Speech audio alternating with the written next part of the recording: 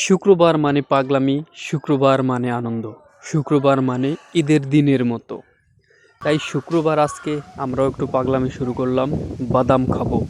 তাই ভাবলাম তরতিব করে নেই, ব্যবস্থা করে নিই। ছোটো ভাইকে গাছে উঠিয়ে দিলাম, অলরেডি সে কাটা শুরু করে দিয়েছে বাদাম পাড়ার জন্য। নিচে পড়েছে, নিচে পড়ে গেছে, বাদামের ঠাইল নিচে পড়ে গেছে। বাদাম খাওয়ার অনুভূতিটা আলাদা, দেশের বাদামের ফ্লেভারটা আলাদা, বাদাম খাওয়ার অনুভূতিটাই আলাদা। দেখতেছি যে এগুলোর ভিতরে কি।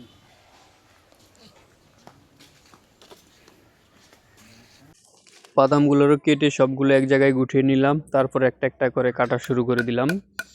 বাদাম সাধারণত এইভাবেই কাটা হয়। আপনাদের কাছে যদি অন্য কোনো টেকনিক জানা থাকে আমাকে জানাবেন। বাদামগুলো কেটে প্লেটে নিচ্ছে, প্রায় হয়ে গেছে কাছাকাছি,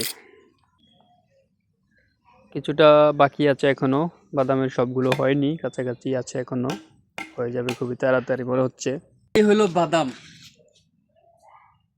বাদাম খাইতে যে কি স্বাদ, কিন্তু এটার কষ্টটা তার চাইতে বেশি। দেখেন এদিকে আসেন, এতগুলো বাদাম থেকে এই কটা বাদাম পেয়েছি।